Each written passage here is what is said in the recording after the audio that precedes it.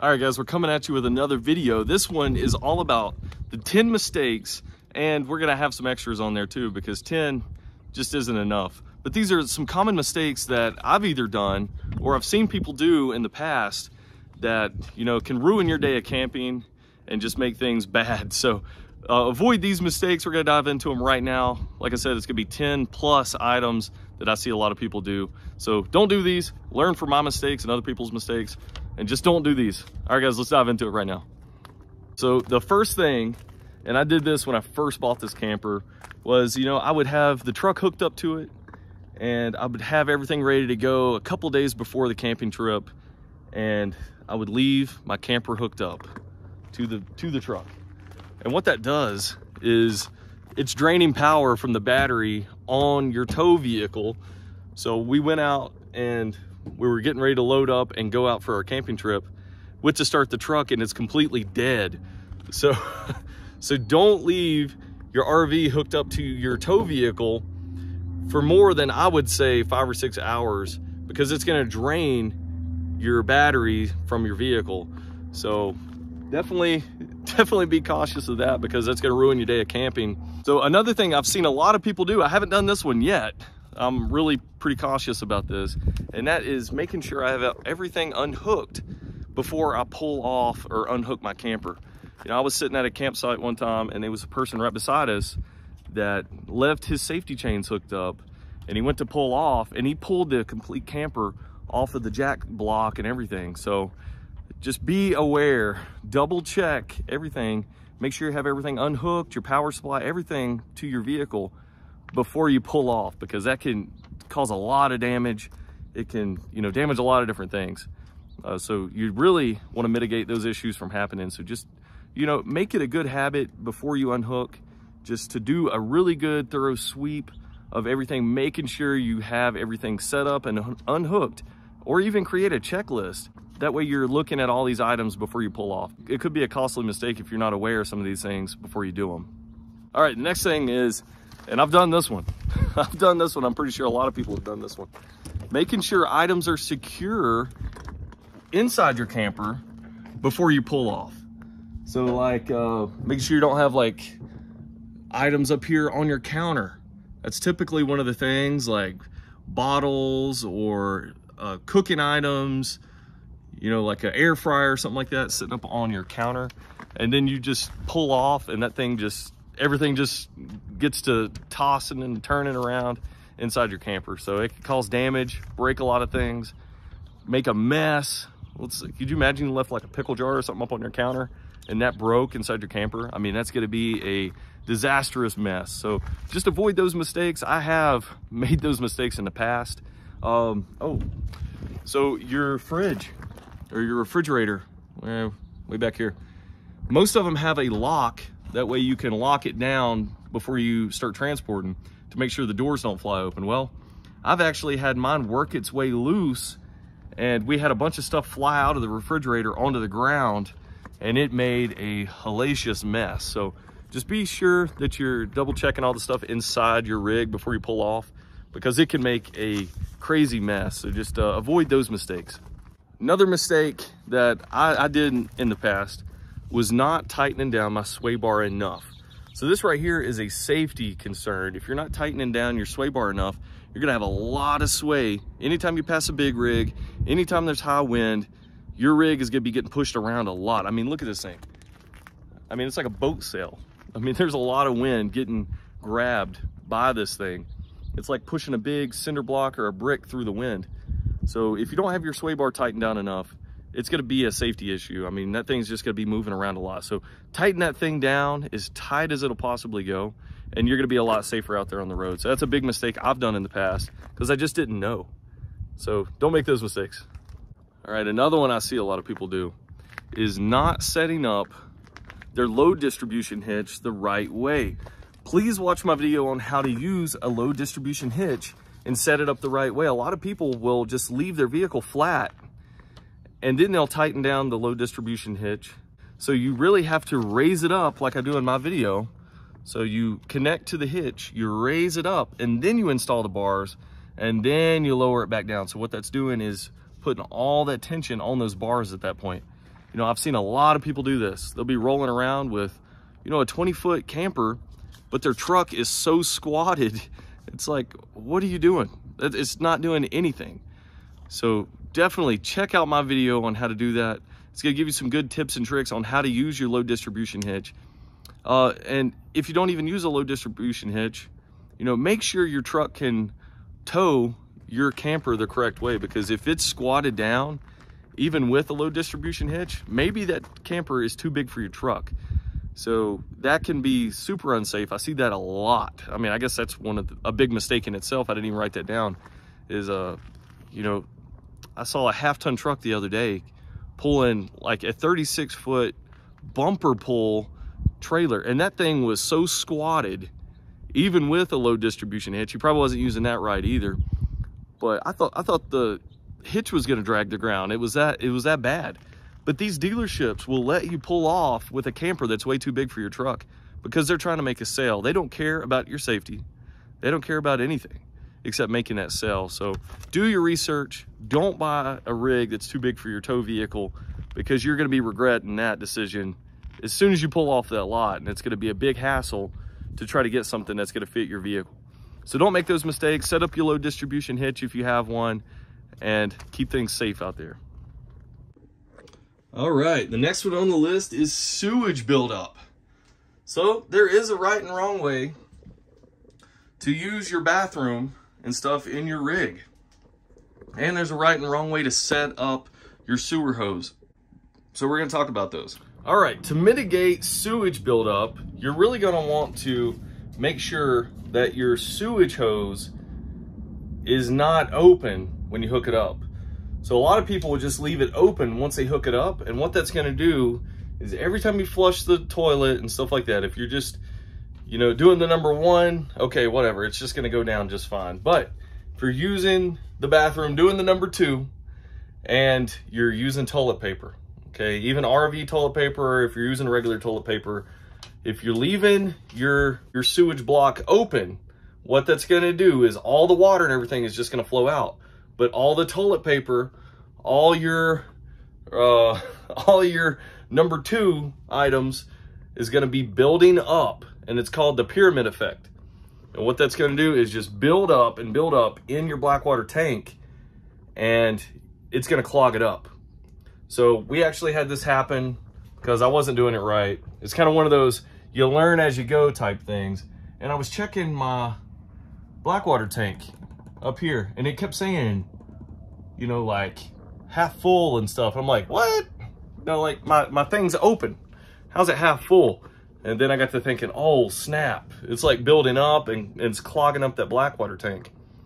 So what you need to do is leave your valve closed on your black water, and I would even leave it closed on my gray water for an extent, and go and just, you know, release that every now and then if you need to. Just keep an eye on your level. But to avoid the pyramid effect, leave it closed until your thing is half full.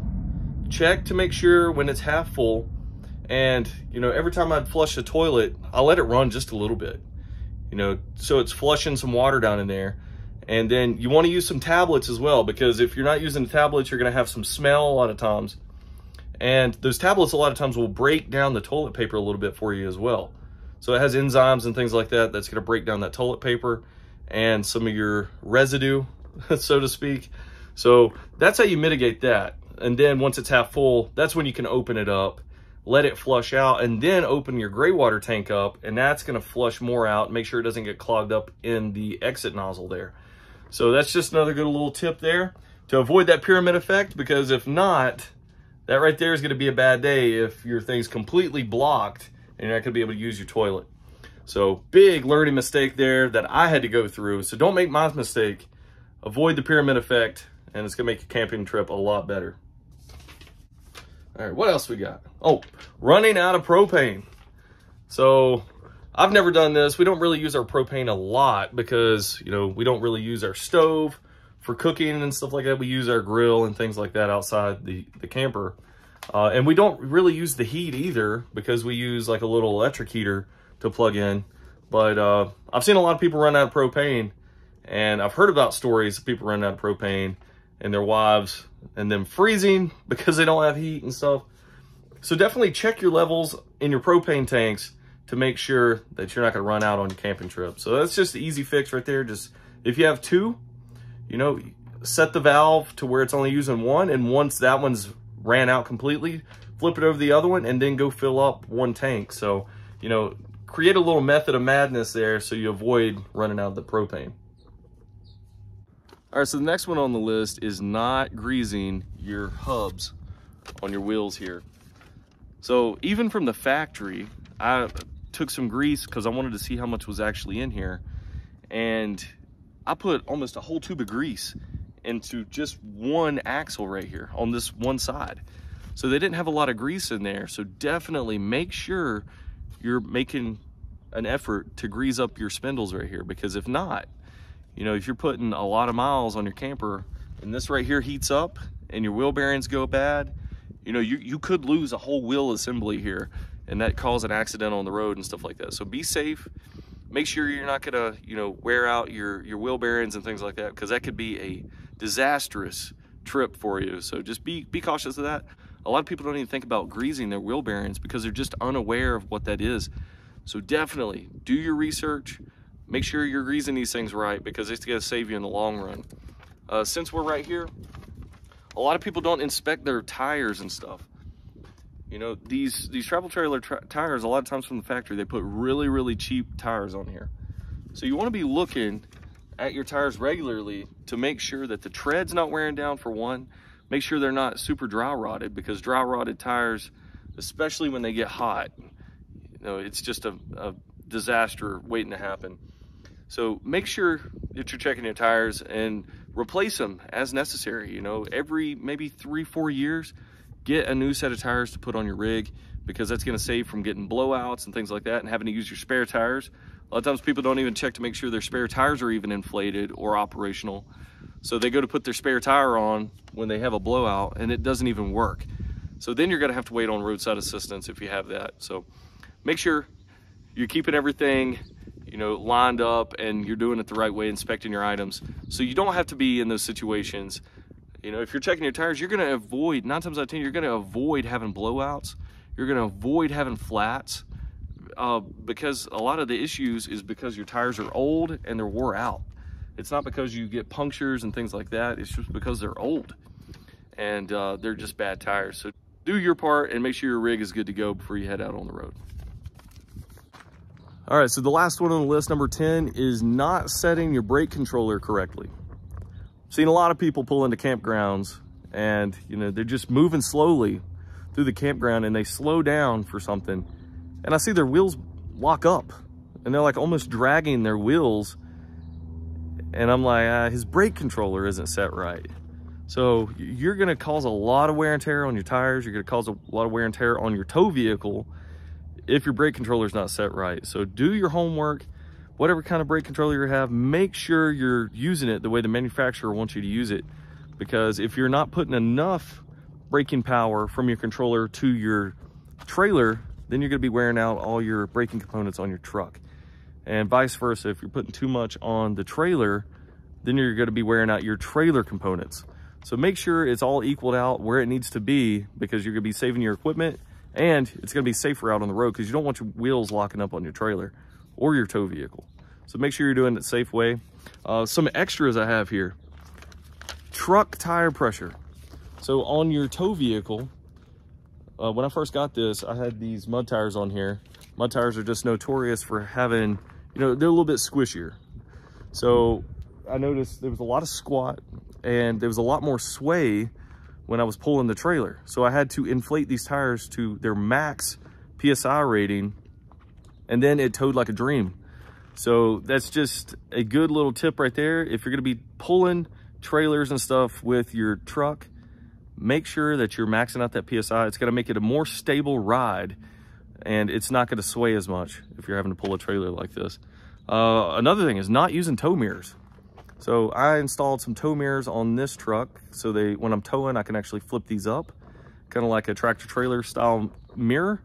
But I see a lot of people out there using a regular half-ton truck with their regular mirrors, and they just can't see. So they're being a hazard on the road because they can't see to make lane changes correctly. They probably can't see to make some really sharp turns and stuff to make sure they're not going to be running over a curb or hitting a fire hydrant or something like that. So really do yourself a favor. It's going to be safer for you. It's going to be safer for everybody on the road. Get a good set of tow mirrors on your vehicle if you're going to be towing with a half ton. Most 2500s and up, you know, they come with tow mirrors. But for half tons, make sure you're getting those tow mirrors. It's going to be safer. And then the last thing here, not using a water pressure regulator. I guess this could have been on the main list, because let's go on in here. If you're not using a water pressure regulator and you turn on your faucet and stuff, and that water pressure at your campsite is too high, it can literally blow out your lines and stuff going to your faucets. The lines are very thin. It's not really good, high quality plumbing like it would be in a house. And it's just gonna blow those fittings out. It's gonna blow the lines out, and it's not gonna be a good camping trip, because you're gonna be having to make all those repairs and probably go out to a hardware store if you're gonna be fixing it yourself. So avoid that. Get a $10 water pressure regulator. It's gonna fix all your problems as far as the pressure goes. So just do yourself a favor. That was one of the other extras we have here. But overall, a lot of these tips and tricks is stuff that I've experienced or seen other people do. So don't make these mistakes. Please do yourself a favor. Learn from my mistakes first. That way you don't have to experience it for yourself. As if you like this video, hopefully you did. Hopefully you don't have to go out and make the same mistakes that I did. But once again, it's a lot of on-the-job type training that you're going to find out for yourself when you're doing these camping trips. All right, guys, if you like this kind of stuff, like and subscribe. Join us out here on Blue Collar Outdoors and more.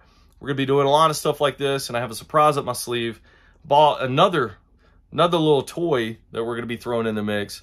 Doing some reviews and different videos on that. But guys, we'll catch you in future videos. Thanks for watching this one.